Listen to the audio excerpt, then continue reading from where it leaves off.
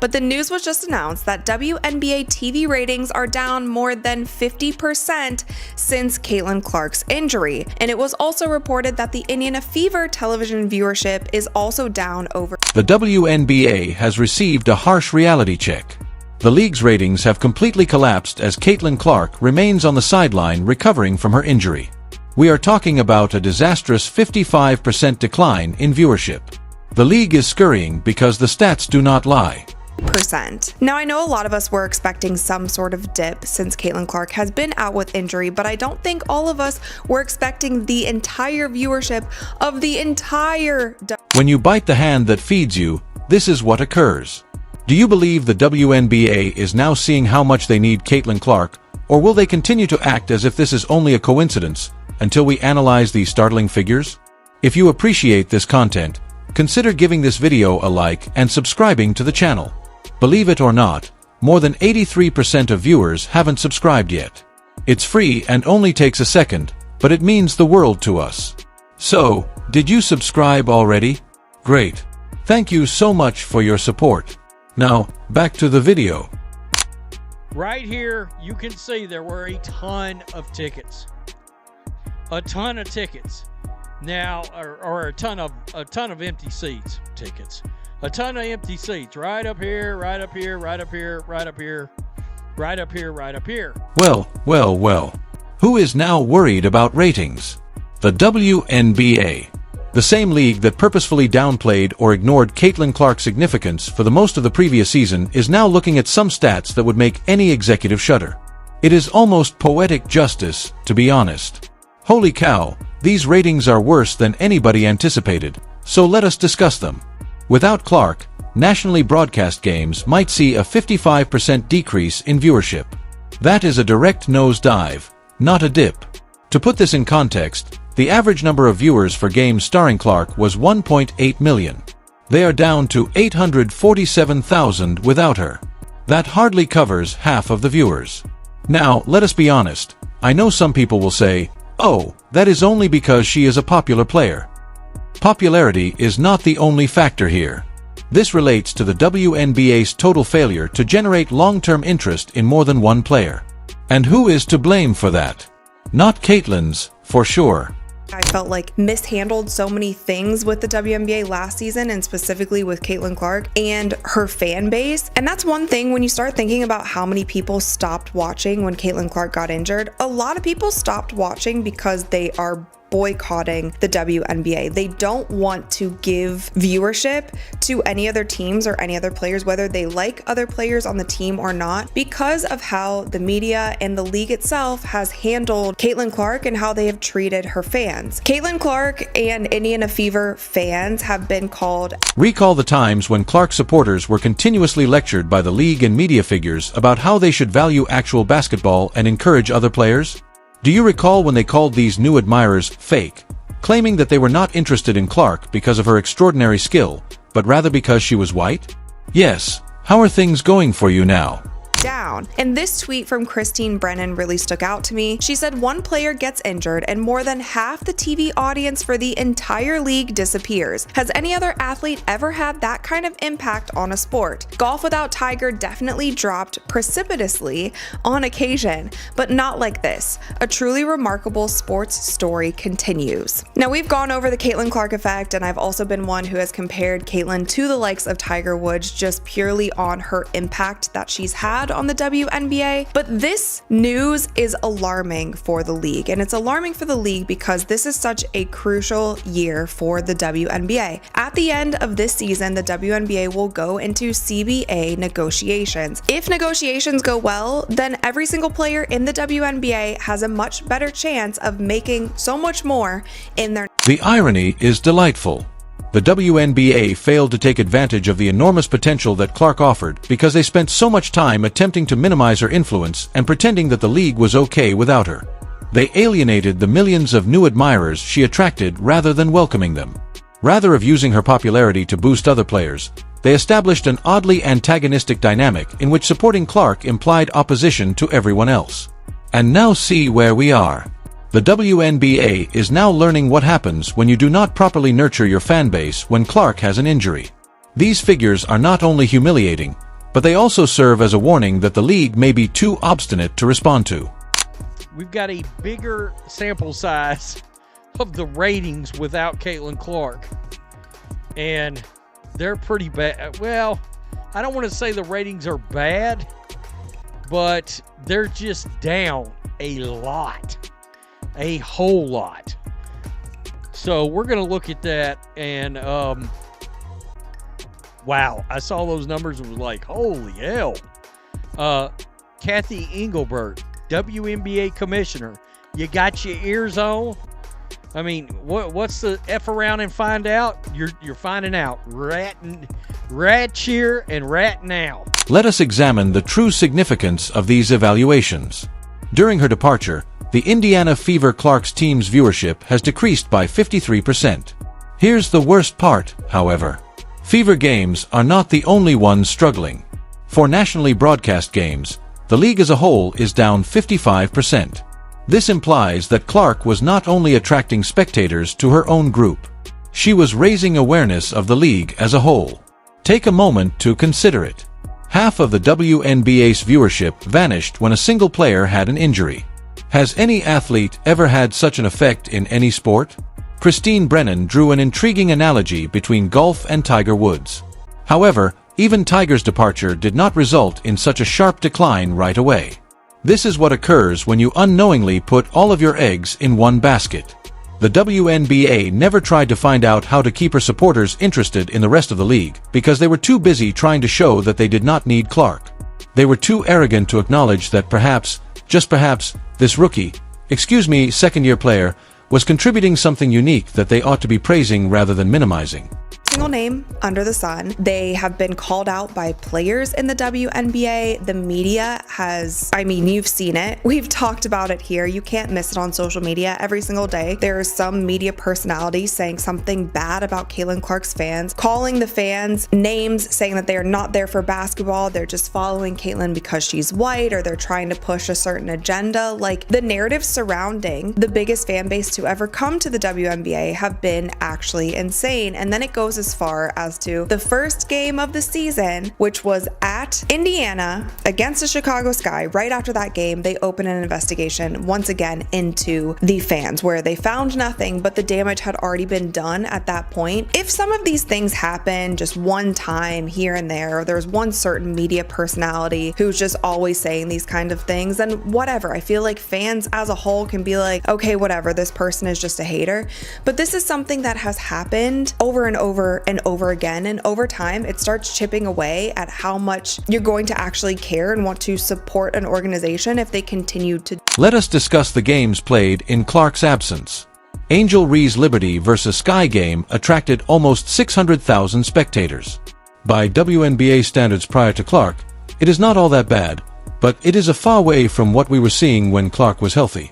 The production values are undoubtedly detrimental. To put it plainly, the WNBA game broadcasts on NBA TV and Amazon Prime are not very good. Fans were prepared to put up with poor performance while Clark was playing because the basketball was worth it. Not so much without her.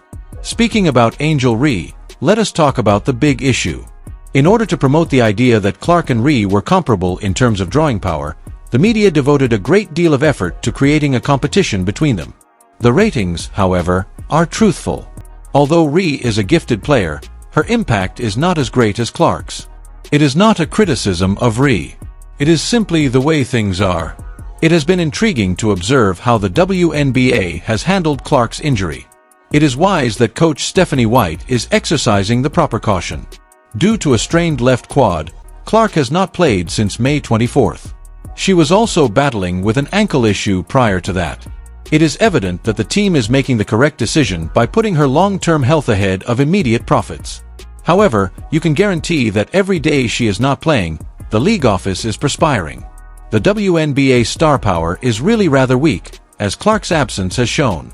It is not a viable business model when you eliminate one participant and half of your audience vanishes. The league is now learning a very costly lesson about placing all of its promotional eggs in one basket while simultaneously attempting to pretend that basket does not exist, so they should take a close look at how they develop and promote their other players. For the WNBA, The timing of this ratings collapse could not be worse. These figures will have a significant influence on the CBA talks that will take place at the conclusion of the season. League income determines player compensation, perks, and working conditions. Everyone's financial line will suffer if one player's injury results in a 55% drop in income. It is also important to remember that Clark's injury occurred just as the league was beginning to get some traction. Attendance and viewing figures at the beginning of the season were unprecedented. Sponsors from corporations were paying attention. It was the WNBA's time. Clark then sustains injuries. And all of a sudden, reality returns. This was completely avoidable, which is disappointing. The WNBA may not be in this situation if they had spent the last year trying to turn Clark supporters into league fans rather than lecturing them about what true basketball fandom looks like. Instead of establishing this strange zero-sum game where supporting Clark meant somehow devaluing everyone else, they might have created something sustainable if they had leveraged Clark's popularity to promote other players. Instead, we were inundated with thought pieces on how Clark supporters were problematic, how their lack of understanding of basketball, and how they were just watching because of their race. Players were making derogatory remarks about Clark's attentiveness. Before Clark came, we had media figures pretending that the WNBA was somehow superior. Congratulations, then. Your desire came true. You are learning precisely what the WNBA looks like without Clark now that she is gone. Warning, it looks a lot like the WNBA from 5 years ago, when players were earning pitiful earnings and no one was watching. The Sophie Cunningham predicament complicates matters further. The Indiana Fever are essentially playing with a skeleton crew of their best players since she has been sidelined due to her own physical problems. Although Cunningham seems prepared to return, the club is nevertheless treating her with caution. It is a wise decision, but it means the ratings are still declining. The way the league is managing this problem is incredibly revealing. There is no formal recognition of the decline in ratings, nor is there a strategy in place to keep fans interested while Clark is away. It is just business as usual, which is a completely incorrect strategy. This is a situation that has to be addressed right now rather than being ignored. It is also worthwhile to talk about the problems with manufacturing quality. Fans were prepared to put up with the poor broadcast quality while Clark was playing because the basketball was sufficiently captivating. Those production problems become much more obvious without her. When the big attraction is absent, fans used to NFL or NBA production qualities will not stay around for subpar television. This is where the WNBA's lack of product investment is most evident. They have not invested the necessary funds to make their show a must-see on television because they have been too preoccupied with just surviving. The announcement is often inadequate. In comparison to other professional sports, the production appears amateurish and the camera work is uneven. An ideal example is the Atlanta Dream versus Fever game sans Clark. Fans will not put up with a shoddy broadcast to see Clark demolish the sky, but they will not put up with the Dream play if there are not any star players. That is simply the way things are. It is obvious why people were paying attention when you look at Clark's numbers before to her injury. She was averaging 6 rebounds, 9.3 assists, and 19 points per game. This season, she has already achieved a triple-double. She was performing spectacularly while playing at an expert level. The assist figure is quite noteworthy. She was improving everyone around her, which is precisely what outstanding athletes do. However, Clark contributes something intangible to the court that goes beyond the numbers. She has the quality that makes her casual. Fans pause to observe. Her plays wind up on highlight reels. She crafts moments that people discuss the next day. The WNBA is learning this lesson the hard way since very few athletes in any sport possess that skill. Before her injury, Clark had played 183 consecutive games in college and her first WNBA season, demonstrating how resilient she usually is. This player does not take missing games lightly. The team has every right to exercise caution because when she is wounded, she is really hurt. All things considered, the Fever's 4-5 record without their finest player is really rather acceptable. But from a commercial standpoint, if no one is looking, victories and losses are meaningless. The WNBA is primarily an entertainment product, and they are finding it difficult to amuse without its main attraction. When Clark returns, it will be fascinating to see how the league reacts. Will they finally recognize that she is the goose that lays the golden eggs and begin treating her appropriately, or will they intensify their earlier strategy of attempting to lessen her influence? According to the smart money, they will most likely combine the two. Openly minimize her significance while secretly making every effort to keep her fit and competitive. However, this kind of cognitive dissonance is not long-lasting. A highlight for Clark's comeback would have been the next game versus the Liberty. A UNESCO game between Clark and Sabrina would have been outstanding television, and the Liberty are currently playing the best basketball in the league. Rather, the majority of casual fans will probably avoid this low-rated game. The whole scenario serves as a lesson on how to handle your most precious asset poorly. With Clark's debut season, the WNBA had it all. However, they wasted their time attempting to persuade everyone that the Lightning was not that brilliant rather than taking use of it. They are wondering where all the power vanished as they sit in the dark. This is a straightforward lesson. You welcome a transcendent talent that offers your league previously unheard of attention. You do not struggle with it. You do not make it less. Additionally, you do not offend the supporters who accompany it. The WNBA utterly failed that criteria. They are now bearing the consequences. These figures must be making Commissioner Kathy Engelbert wonder how things went so bad so fast. At one point, the league is seeing record attendance and viewership. They return to their pre-Clark state of irrelevance the next minute. That is what occurs when you are too proud to acknowledge that your whole company strategy unintentionally centers around a single individual. The most annoying thing is that if the WNBA had spent the previous year developing other players rather than destroying Clark, this might have been prevented. Instead of scolding new admirers, they should have embraced them. They may not be in this situation if they had made investments in improved marketing and manufacturing values. However, they didn't. They are now discovering the consequences of taking your audience for granted. The instant your top player sustains an injury, half of them vanish. That is not a viable company strategy.